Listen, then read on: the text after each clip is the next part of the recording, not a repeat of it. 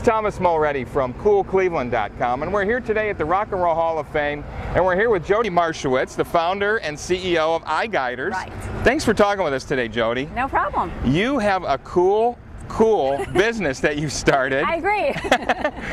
It really is, and it's very different also. It's kind of like Google. It's about searching online, but it's much different. Talk about iGuiders. It's much different. What we are is we're developing an online research tool that helps people be able to do in-depth, complex searches using Google, but to do it more effectively. So instead of getting millions of results that they have to dig through, they get a handful of really useful results. So this is for people that are really looking in a certain couple of niches where you started, correct? Right. Well, we're definitely focused on the business-to-business market and on complex products and services, because that's what's difficult to search in Google.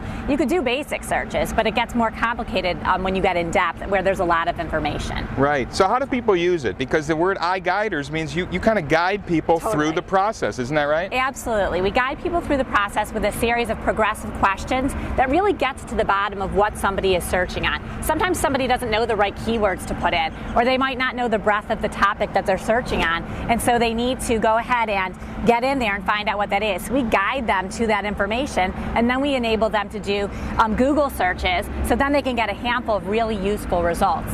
So really, you don't replace Google, but you sort of lay on top of it, if you will. It's an overlay, yes. Absolutely. And then you work with partners in these spaces to kind of help people with the definitions of what they're really looking for. Yeah, absolutely. I mean, experts know what the right keywords are to drive people to information. And so what we do is we tap into the vast knowledge of subject matter experts, and then we create these guiders. We enter it per industry. So we're focused on the information security industry. We're focused on the social media marketing industry. So what we do is we go in, we get a handful of companies or experts to collaborate on a topic, fill out the guider, and then we invite the rest of the community of companies to come in and fill in their niche areas. So when somebody's going down and driving down in their search, they can get to specific products and services and be guided through those too, and then be matched to those providers. So it's a win for the companies because we drive these buyers through the research process into the decision process and to these sellers who are looking for them. And this is part of your model, right? Absolutely. Is that the sellers, part of it is that they would pay you, obviously, to be linked here. Yes. But what else is your revenue model? How else is that based? It's free for anybody to use it. So any business can come and search through and use a guider for their search.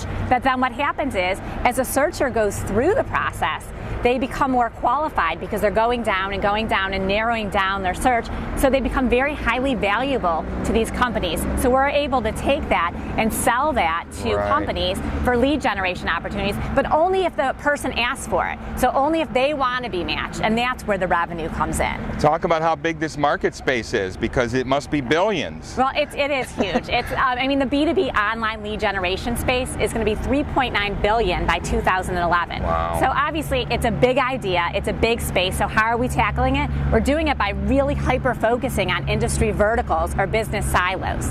So as far as for the size of the information security market, it's a $20 billion market, but our addressable space is $140 million, and we're going to go after that. It's a big opportunity, but when you started, it was just an idea. It was a very small business. You went to the Civic Innovation Lab. What happened there? It wasn't just the funding, but it's also mentorship that you received. I mean, it was great. The Civic Innovation Lab did two wonderful things for us. Number one, they provided mentors, and not just the mentors who they assigned to you, but you have access to all the different mentors that work with the Civic Innovation Lab. And let me tell you, I've taken advantage of contacting a lot of them, and they all provide very valuable advice in different areas.